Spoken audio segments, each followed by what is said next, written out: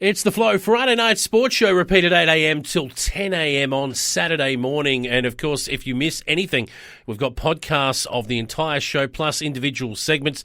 For example, our next interview that I'll tell you about in a moment, or Flowman will tell us about, you can find wherever you get your podcasts from or via our social media channels, Flowman. Yeah, look, you haven't been able to wipe the smile off your face since you got big Sammy Jacobs as an interview for the York Peninsula Football League report. I'm telling you, the former great from the Adelaide Crows also played at GWS and Carlton. He had a fair bit to say about his introduction to local footy.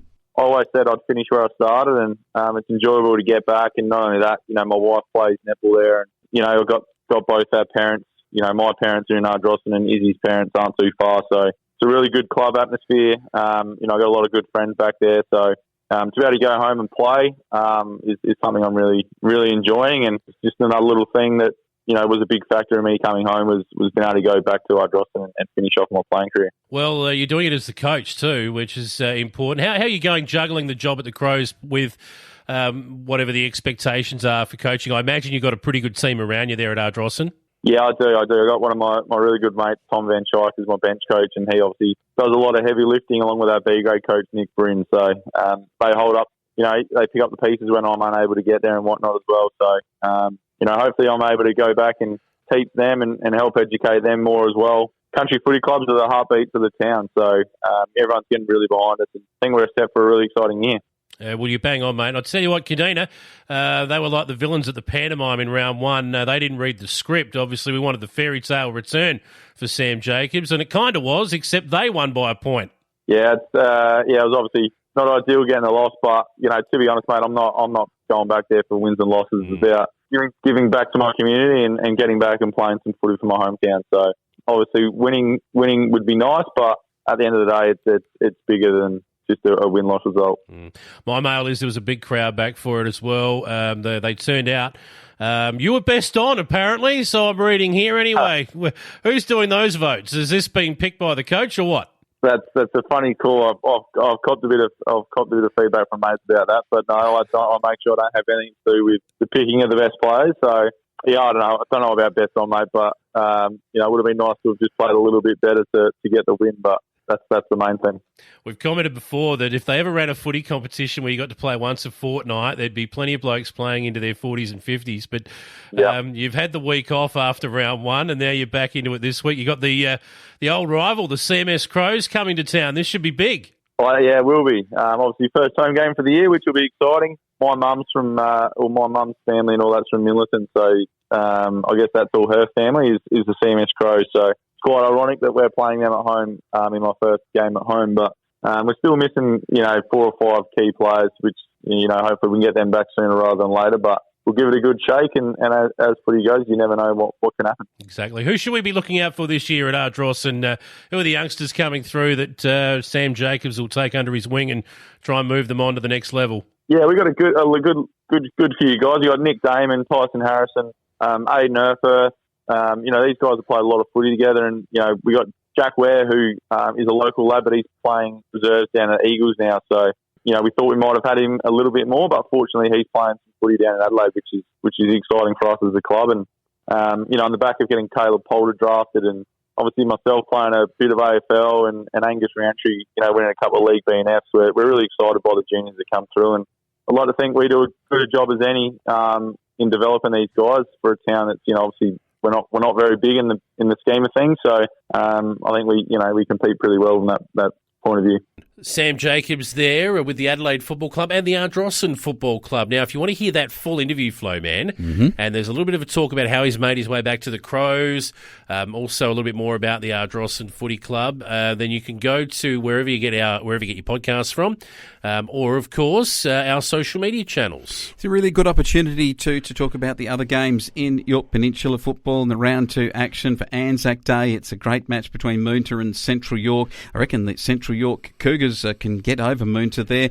Wallaroo take on the Southern Eagles. It'll be a beauty at Wallaroo. I reckon the Southern Eagles will come up and win Parsky on the Anzac Clash on Sunday at 2:40 at Parsky Oval versus Butte, the old rivalry. The juniors, of course, are amalgamated here into the Saints colours, Parskyville being black and white and Butte being red and white, and then they wearing red, white and black in Saints colours for their kids to play. But this is going to be a great Anzac Day clash. Looking forward to the results coming through. Yes, indeed. Last week in Adelaide Plains football, let's move on.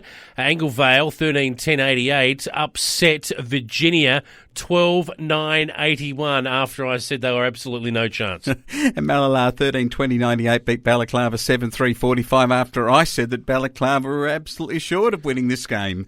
Hamley Bridge, Wow. cop this, 14-23-107 beat United 8-2-50. And if you want to know why, it's because one John Butcher was floating around for Hamley Bridge. He kicked 6 goals, 7, I believe. Yes.